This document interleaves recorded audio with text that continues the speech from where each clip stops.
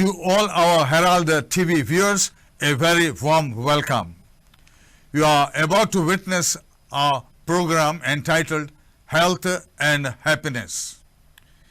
We know that these two are complementary to our well-being, and unless you are healthy, you cannot be happy, and to be happy, you need to be healthy. Very often when we do not feel well or we want to have some medical advice, we go to our doctors, we visit the hospitals, but mostly we have got our family physicians. How to draw out the best from such a visit? We have today a young, in heart and spirit, a young practicing doctor for the last 25 years. And he is expert in many fields, which I will share you as we go through. Here's his practice in Kalangut, and he has done his post-graduation in clinical research, occupational and industrial health, and managing his clinic for the last 25 years. When he is not busy with his patients, you can find him on the dance floor. He holds a gold medal for the national competition in Cha-Cha-Cha, and a ballroom dancer to a perfection, I must say. But the core of his message is prevention is the cure. Prevention is cheaper than the cure. And we welcome in a very, very special way Dr. Lloyd D'Souza. Dr. Lloyd, a hearty welcome to you from Herald TV.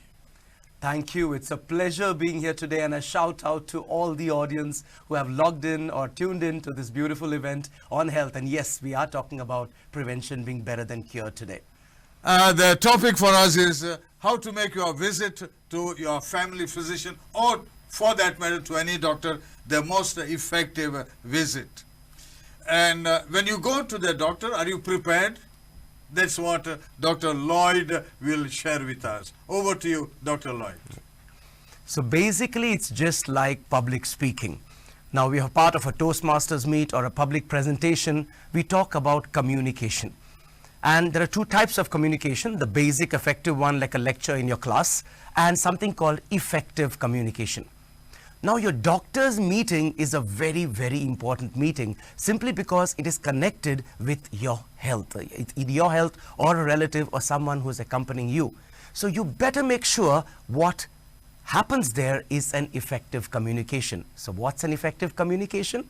Yes, an effective communication is something where the message is not only passed on to you, but it is understood and received well to make the change and get the therapeutic effects out of it. Dr. Lloyd, in other words, that means the patient should be well prepared to transmit the symptoms and the signs of the problem. Very true. Now, you got to understand that a doctor is not like a God image dropped onto this planet. He is a human being just like every other professional on this planet. He has not just acquired this by default. He has studied, he has learned, he has put in the effort, and he has learned just like any other profession on this planet. So when you come to a doctor's visit, there are various situations that are going to be hindering you. There's the waiting time. There is maybe you're getting stuck in traffic jams before you come. The patient prior to you is taken longer than the time limit. So he's there for half an hour, you're waiting outside. So when you finally get your opportunity to enter the doctor's cabin, and you know that you have, say, 20 minutes or 30 minutes with the doctor, are you in a state to get the best out of that visit? I think that's what we would be talking about today, Javi. Yeah. In other words, you must also, the doctor should also exude that confidence in the patient to say that I am here as your friend, as your advisor also. And if that relationship is established, I think the path is easier. Absolutely. And that's what we talk about, building a bond of friendship. Your doctor should be more like a friend. We do try to communicate to them that what you say in that room stays in your room. You're bound by privacy. You have the confidence that this news is not going to leak out anywhere. So He is there for you. confidentiality is critical. Absolutely. And you got to understand the doctor is a friend. I think that's what we need to realize here. So only when you have trust that he is really there to help you, you are really going to get to a stage where you're going to actually open up, and the more information you can give to him, the better he can actually execute the treatment. Maybe you know some of the steps that may be needed to get the better and the best from the doctor. Absolutely. So here there are two stages I always compare health to. The first stage reminds me of a little story, if I may tell you. A gentleman was gifted two birds, two eagles, and one of them was flying immediately. Well, the second one just refused to fly until one fine day he started flying, the second bird. So everyone found out what happened, how did he fly? And then he was told that the favorite branch that he had on the tree, somebody actually had to break it off to enable the bird actually started flying. Similar thing applies to health. We are bound by our comfort zone. The comfort zone regarding our work, our family, no time for health, no time for exercising, about your meals. We always have excuses, and that's our comfort zone. Don't wait for someone to break that branch, for you to fall sick, for you to have an accident, for you to get a heart attack, for you to know that you are a diabetic, to start preventive care. I would say start early, start before that branch is broken, and preventive medicine means dealing with the problem before it happens. But once it happens and you are at your doctor's cabin, well, I follow a simple formula. It's called sample. Now, in sample, we usually use sample for trauma cases, where we do something called a secondary examination or evaluation. But I think it is apt for a patient who's coming to your doctor. You're there for 20 minutes. You want to make sure that you have got everything you need clarified and you receive the best possible advice. So we follow sample. S basically means the main symptoms. Write it down if you think you would not remember when you are with your doctor. There's no harm carrying a little chit of paper or a booklet. Believe me, the doctors do not mind it. Remove that paper, read it out. Doesn't really matter. You're there for your health. So signs and symptoms. So the symptoms, your main complaints, you will list them down in the name of priority. Make sure you put up the main ones first. Very often a patient will come and say, "Doctor, sugar wo sakal zatali, this is happening, that is it." And just before leaving, you say, "By the way, 2 days ago I had some pain in my chest." Now you cannot keep a symptom like a chest pain when you're leaving the cabin. So you need to prioritize your symptoms, get the S sorted out. Okay, that's the first part. The A is allergies, very, very important part, which very often the patients do not mention. The doctors will ask you, but there are times when the doctor may miss out or may not ask you. So if you have any known allergies, please write it down. You do not want the doctor giving you unknowingly the same tablet which has troubled you in the past. So that's the A. Can you name some of these allergic problems? Because this is something new that is now surfacing all the more. And in the past, very, very rarely we found that people had allergies. Absolutely. I think it's picked up more these days and now what's happening is allergies can be from a simple rash or a skin reaction to a very serious condition called anaphylaxis, which can actually get you almost choking to death. I know a couple of patients with simple tablets like antidiarrheals are almost choking to death. The common antibiotics like amoxicillin could be something you are sensitive to. It's difficult to predict an allergy because something that you are allergic to will work with me and something which I'm okay with may be sensitive to someone else. So the basic rule is if you ever have a problem, it's difficult to know that you're allergic to something before you have a reaction. Yeah. Well, normally people complain of bee stings, and if you are bitten by say 50 or 100, you could even die of anaphylaxis. Absolutely. Now this kind of allergy you're talking about is post-incidental. It is something where you have an insect coming and stinging you, for which actually we can effectively control nowadays with tablets. But what happens, this is something where we cannot have control on because you're just going out and you have a bee stinging you. It can happen to anyone. But if I'm allergic to a particular tablet and I know about it, but I fail to communicate that to my doctor, and the doctor in all goodwill gives me that particular tablet because he believes that that is the best treatment, and then you develop a life-threatening reaction, and then it's no one's fault practically, but it's trouble for the patient. Yeah. So we have finished with S, we have finished with A. Yeah. So coming to the M in the sample, M basically talks about the medication that you're taking. Now, you may come with a backache, you may come with maybe a sprain in your ankle, or you may come with any symptom, but you are already on certain tablets. For example, you could be a diabetic, you may be a blood pressure patient, and you are taking your tablets for diabetes and pressure every day. And it's important for a doctor to know that you are on those tablets. For reasons, number one, he can evaluate you at the same visit. Number two, he will make sure that none of the tablets he is giving is having any interaction or kind of cross reaction with the medicines that you are taking. So I think having the list down, writing it down, it wouldn't be a bad idea, even having a picture of your tablets. I'll tell you why.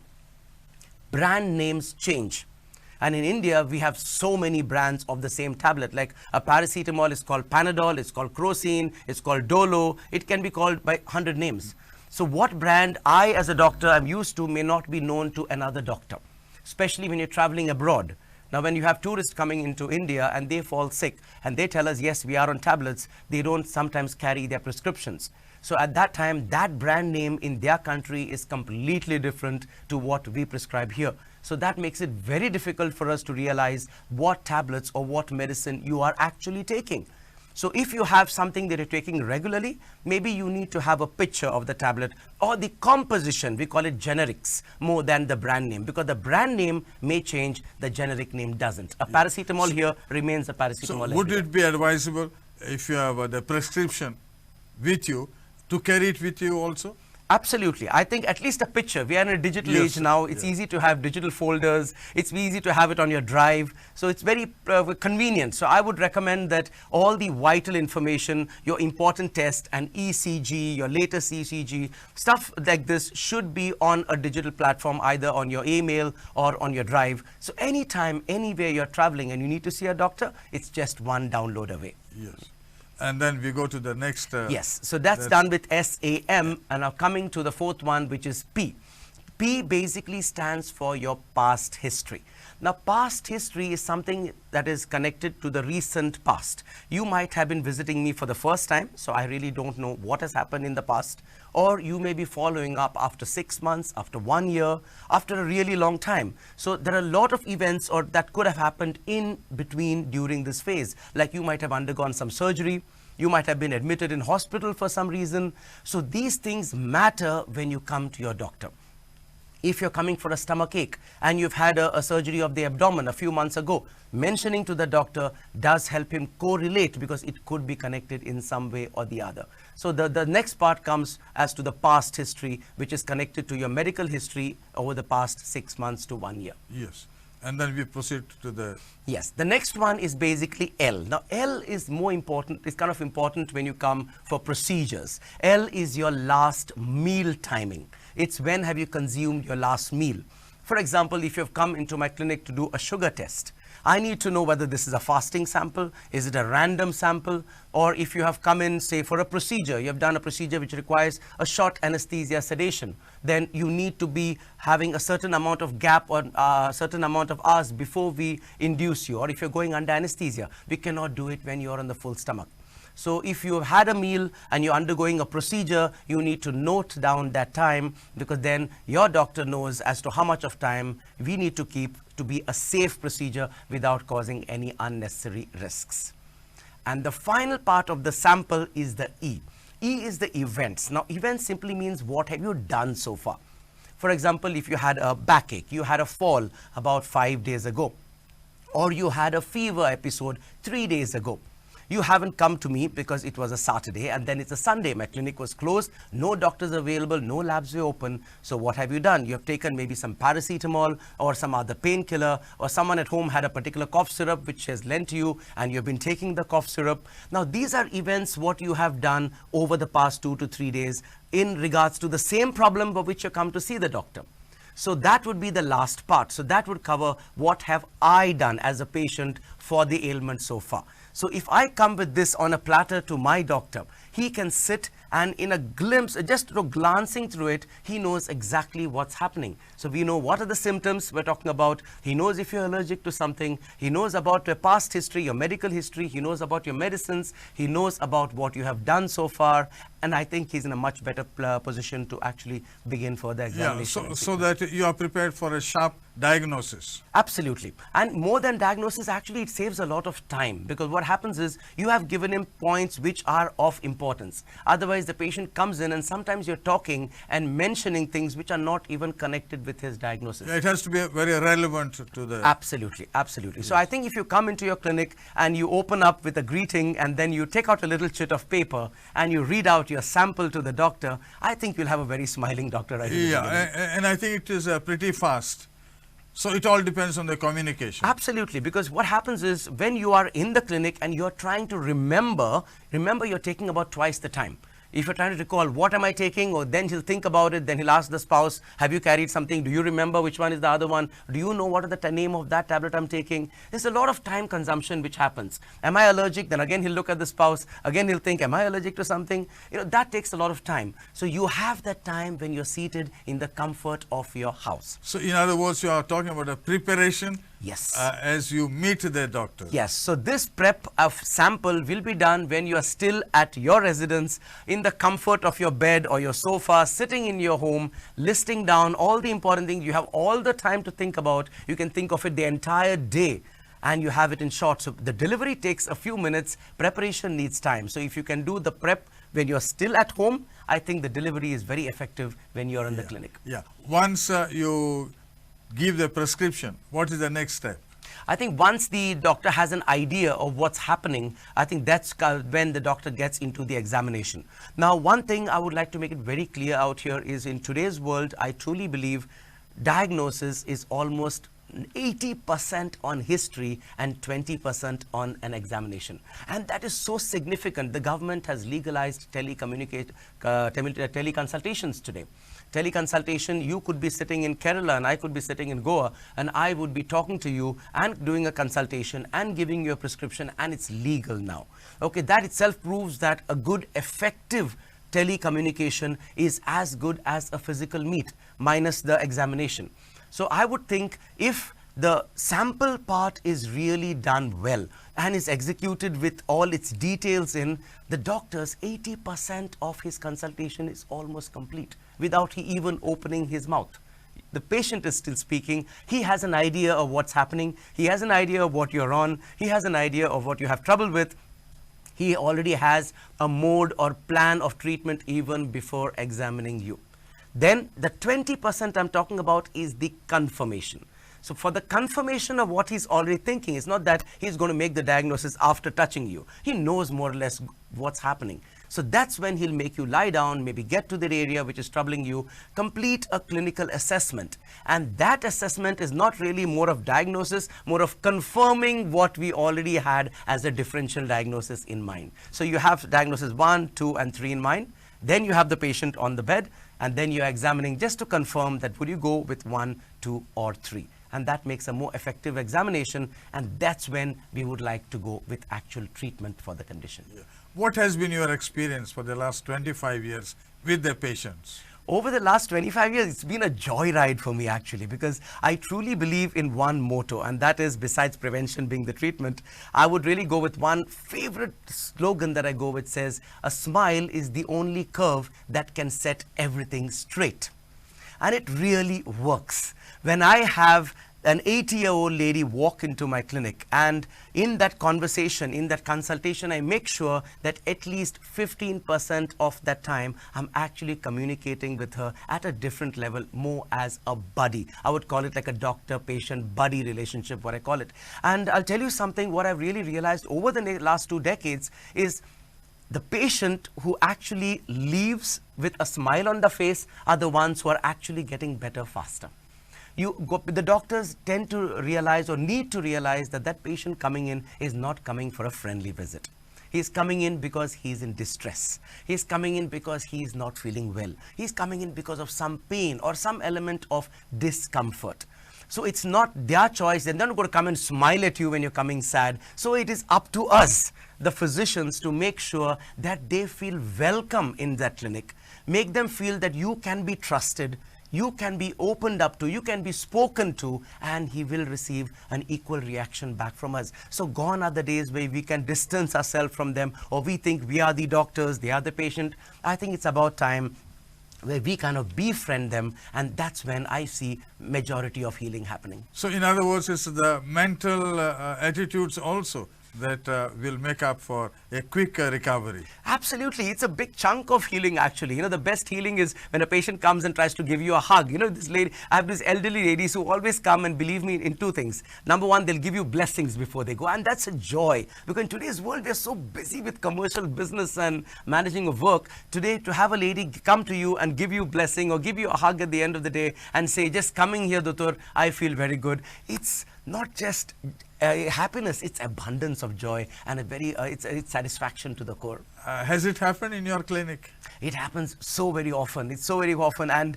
I've got this big chunk of friends list now, and I feel very proud to say most of my friends, clinical friends, what I call, because they're my patients, are mostly between the age of 60 and 85, and they are a joy to hang out with. We often also hear that people go for second opinion.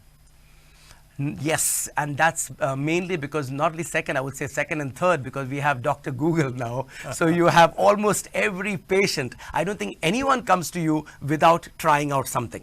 I don't think in 25 years I had a patient who said, Doctor, I've got fever and I've come for a checkup.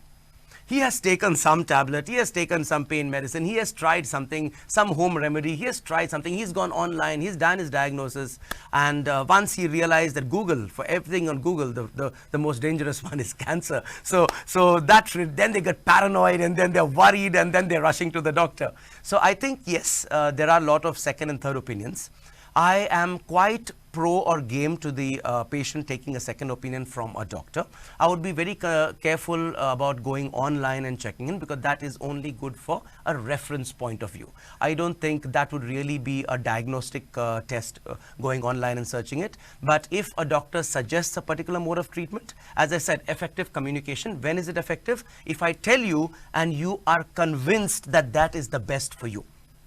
If the doctor has told you, I need to get you operated, and if that is not something you believe in or you're convinced with, then that communication has not been effective.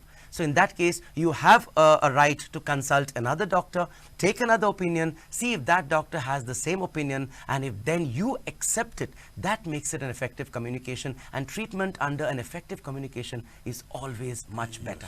You talked about the preventive steps. I mean, there will be many preventive measures to be undertaken. Maybe it will take us the entire session, perhaps, to go into prevention. Do you still believe that prevention is very essential? Prevention is not only essential, it's very easy. The thing is, probably we're not doing it because it's very easy. And number two, we are in our comfort zone. So we need to get out of that bubble. Now we know I think everyone knows about the secrets of keeping healthy. There are many of them, but the basics we all know. We know we have to exercise. We know we have to control our diet. Okay, how much of exercise? Do we need to go to a gym? Definitely not. Okay, all you need is about 150 minutes of exercise in a week. 150 minutes, we're talking about 2 hours, little over 2.5 hours a week. And that means moderate level exercise. We're talking about walking, we're talking about mowing the lawn, we're talking about stuff like that, basic exercises. If you want to do aggressive, like running or something like that, or aerobics, a Zumba class, then 75 minutes a week is sufficient. So you don't need to really crack the box and hit it hard, just hit at the basic levels, and that's pretty effective. I can see you are absolutely fit. Does it come from your dancing? And you have been a national gold medalist now. There are two things which I like. I think doctors, that's very important for a patient to also realize that our lives are not as rosy as you think it is, because we are time bound with our duties, and then we have emergencies to attend to, and then we have calls coming in, and very often I get the complaint saying, Dr. Lloyd never answers his phone, but they don't realize I am still with a patient at that time. So when you're stuck the entire day working and working and working, it's very important. And I say this not only as a doctor, I say it to the lawyers, I say it to every professional around, make time for yourself. Make time for yourself. You need to do it at any time. Gone are the days you say, walk only in the morning, walk at midnight if you want, but walk. Take a time off and do something. For me, I have two kind of activities which are my stress busters. Number one is long distance running. I love running, and I do that almost every alternate day, and that really helps me. Exercise releases a lot of hormones. We have dopamine, we have serotonin, all happy hormones, natural, free hormones available at your disposal. So if you can actually just do a run for 10-15 minutes a day, you're covering your 75 minutes a week. So that's very easy. Number two, the second kind of stress buster for me is my dancing. I'm part of a group, a dance academy called Dance Illusions, and we have classes in Panjim and all over Goa. So that's a class where we go twice a week, and we're rotating the dance form. You're meeting up with a lot of people. There are smiles. You're learning. You're dancing, and you're sharing the happiness and joy around. So, and you're doing. I think that gives us a lot of scope to go into the finer details. Ultimately, it's helping us to live a better, healthier life. Dr. Lloyd, you have shared a lot of information.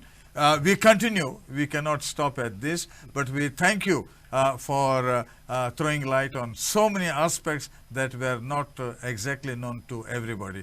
Thank you very much for being with Herald TV, Dr. Lloyd. Thank you very much. It's a pleasure being with you here today. Take care. Stay safe, guys.